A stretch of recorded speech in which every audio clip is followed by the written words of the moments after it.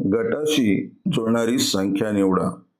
380, 600, 156. या गटाशी जुळणाऱ्या संख्या खालील पर्यायातून आपण निवडूया. 702, 650, 871, 520.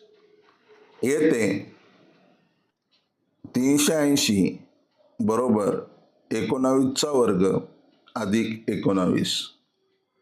600 बरोबर 24चा वर्ग अधिक 24. 156 बरोबर 12चा वर्ग अधिक 12.